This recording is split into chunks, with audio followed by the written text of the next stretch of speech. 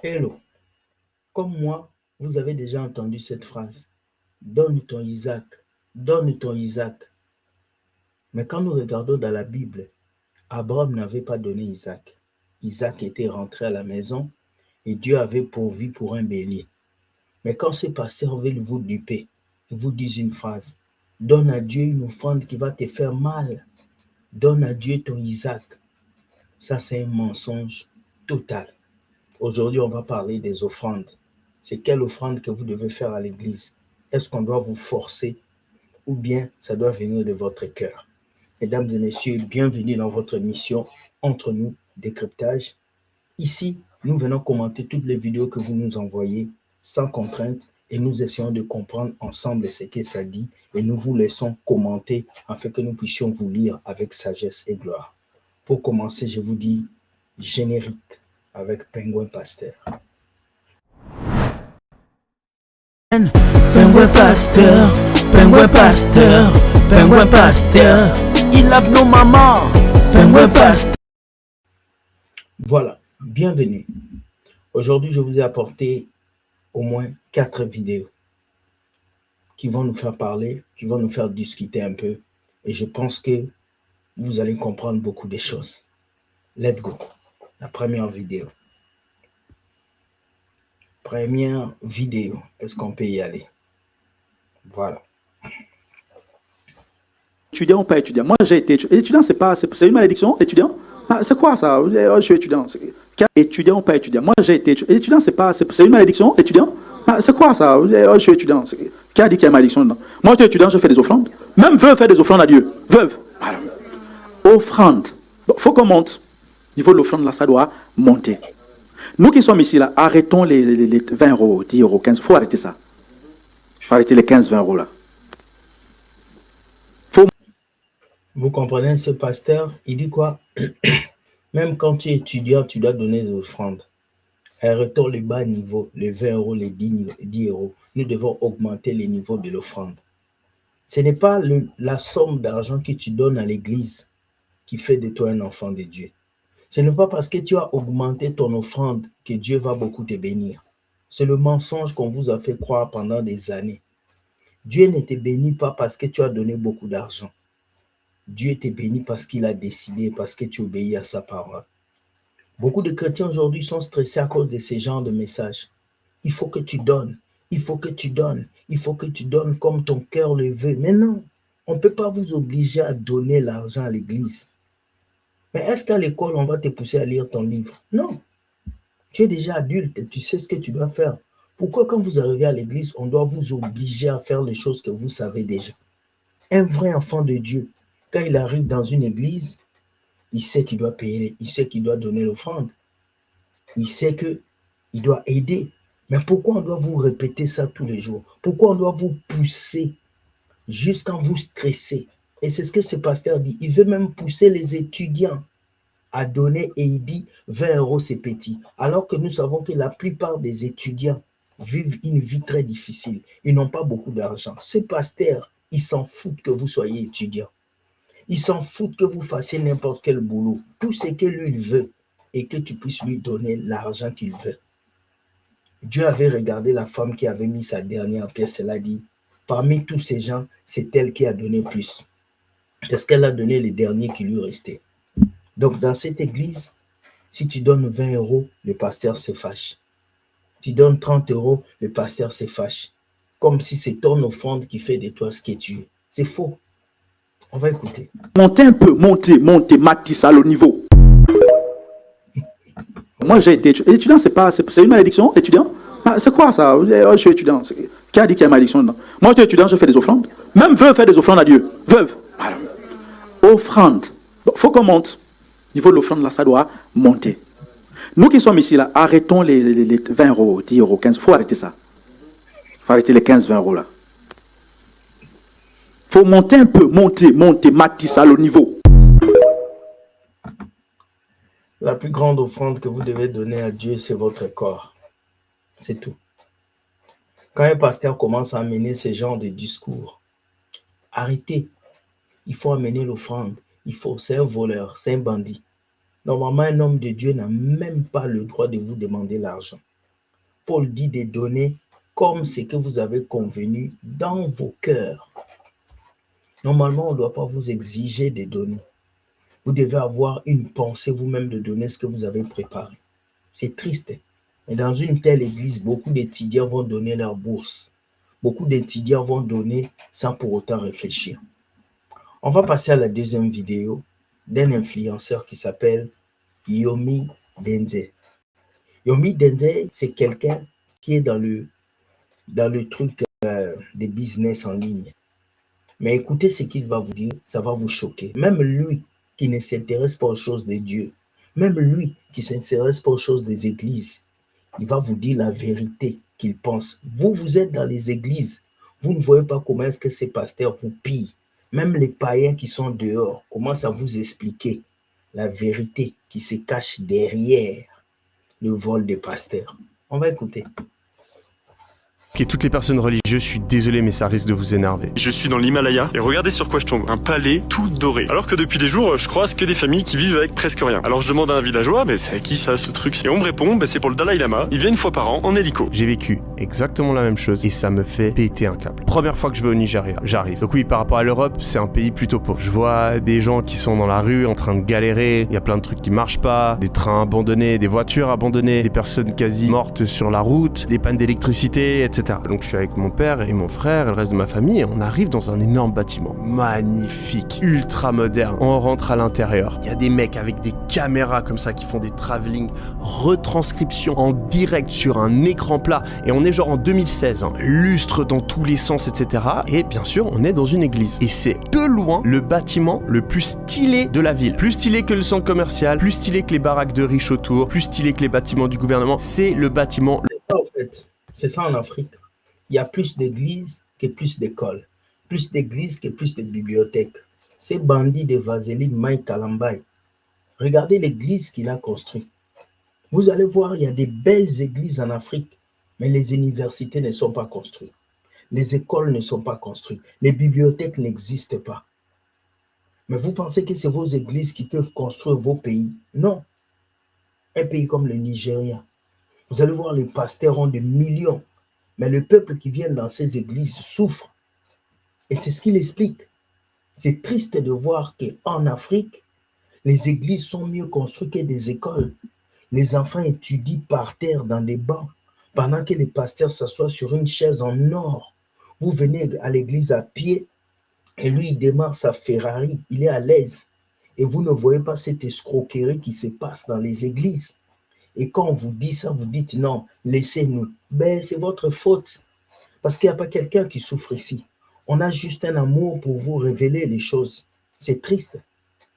Écoutons Yomi. Luxueux de loin. À l'intérieur, plusieurs centaines de personnes. On va du coup dans le bureau du pasteur qui nous reçoit et il a le bureau le plus gros que j'ai vu de ma vie. Genre 4 fois ça. Il a des stylos en or. C'est un petit homme un petit peu comme ça. Et bien sûr, tout le monde lui serre la main, il se baisse comme ça, etc. Et le mec est arrogant au possible. Je me souviens qu'à un moment, il me donne un bout de papier, je sais pas quoi, et je l'attrape avec la main gauche. Il commence à m'engueuler parce qu'en fait, ça se fait pas, faut attraper avec la main droite, etc. Le mec croit que c'est un dieu sur terre. Bref, on lui parle, machin, on retourne dans l'église et là, il commence à faire son discours. Et il donne le micro à plusieurs personnes de la salle et t'en as un qui m'a marqué, qui raconte que sa maison a brûlé. C'est-à-dire que sa maison a brûlé. Et il est là, merci Dieu, merci.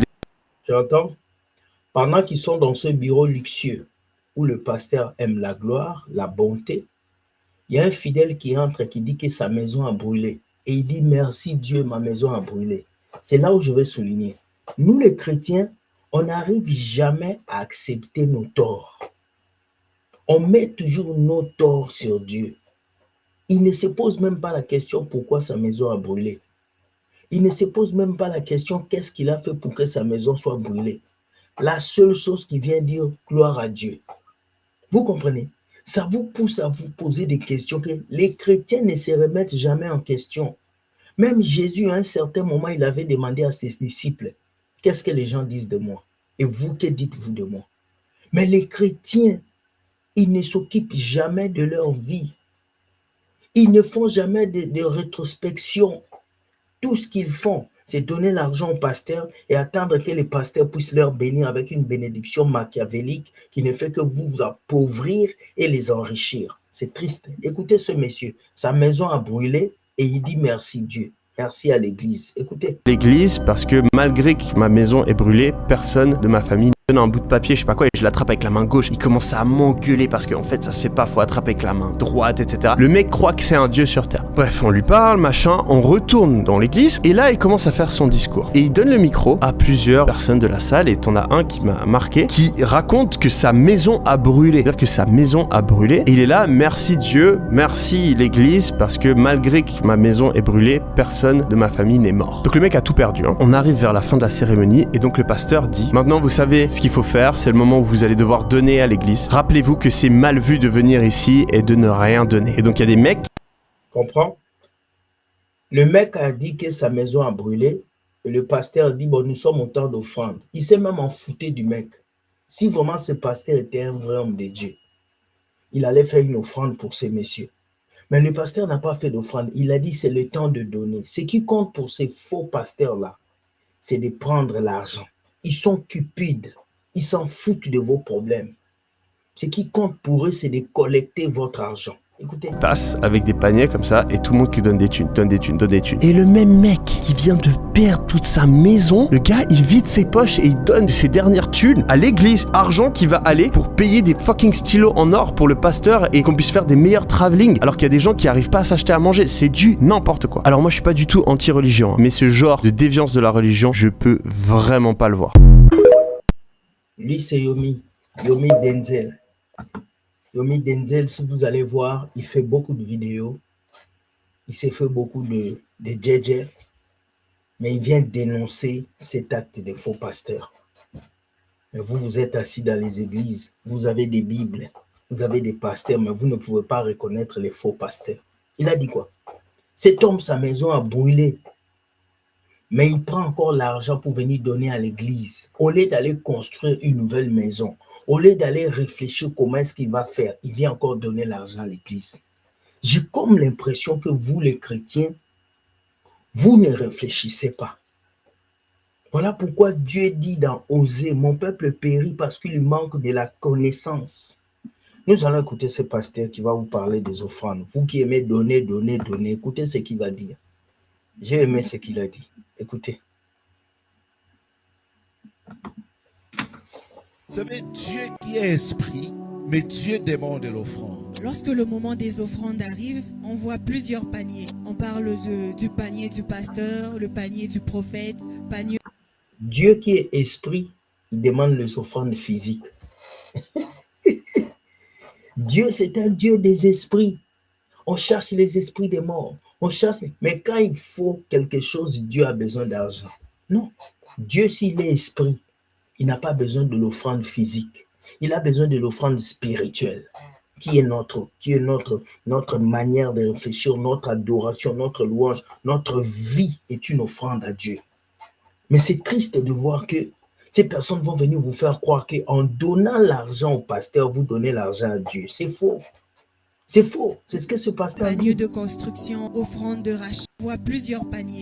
On parle du panier du pasteur, le panier du prophète, panier de construction, offrande de rachat, offrande de délivrance. Alors, qu'est-ce que Dieu dit à propos de ça? Partout là où vous arriverez, que vous trouvez des paniers alignés, il faut bien savoir que c'est le trafic, c'est le commerce. Il n'y a rien de Dieu là-bas. Les pasteurs ou prophètes appellent par exemple ceux qui ont $100, ceux qui ont 500, ceux qui ont 1000 et ils donnent une bénédiction particulière qui est proportionnelle à l'offrande qui a été donnée. Est-ce que cette manière de faire est conforme à la volonté de Dieu? Est-ce que vous avez compris? Toute église où vous arrivez, ils ont aligné 4 et 5 paniers d'offrandes. Offrande du prophète, offrande de l'église, offrande de ça. Ce sont des bandits. Ce sont des bandits. Ce sont des bandits. Ce sont des bandits. Parce que l'offrande ne doit même pas être demandée. L'offrande doit être proposée. C'est une proposition. C'est lui qui veut, il donne. C'est lui qui ne veut pas, il ne donne pas. Toutes ces églises où on aligne les paniers d'offrande, c'est juste pour vous voler de l'argent. Réveillez-vous, mes amis. Réveillez-vous. Ça, c'est une vérité. Ce pasteur a tout dit. On va regarder la dernière vidéo. Moi, je pense que ça, c'est excellent. C'est l'une des vidéos qui m'a beaucoup fait réfléchir.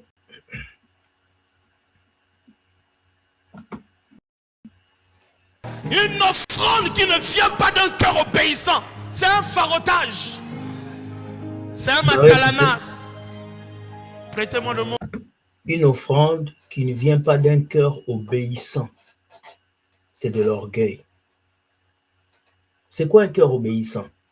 C'est un cœur qui respecte la parole de Dieu. C'est un cœur qui n'a pas de haine. C'est un cœur qui est disposé pour Dieu. Tu es sûr que l'offrande que tu as donnée dimanche là, ça vient d'un cœur obéissant? C'est juste une question. Parce que vous pensez que Dieu va t'agréer parce que tu lui donnes l'offrande d'argent. Non.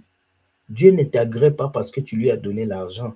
Dieu va t'agréer parce que tu lui as donné ta vie et que tu respectes sa parole. Écoutez. Prêtez-moi le mot. Plusieurs personnes dans l'église commencent à vouloir présenter les sacrifices comme étant la première chose que Dieu demande. Voilà.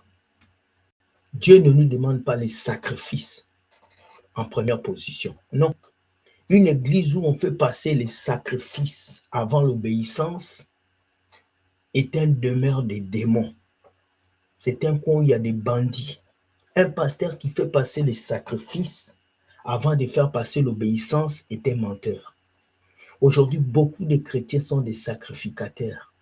Ils donnent les offrandes, ils donnent les dîmes, ils donnent, mais sa propre vie est une vie de péché.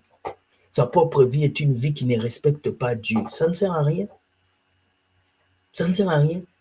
Toi, tu donnes les offrandes, mais tu haïs ton frère. Tu donnes des offrandes, mais tu n'aimes pas la vérité. Dans une période où nous enseignons sur l'importance des sacrifices, il est important que je vous dise que l'obéissance vaut mieux que les sacrifices. Merci.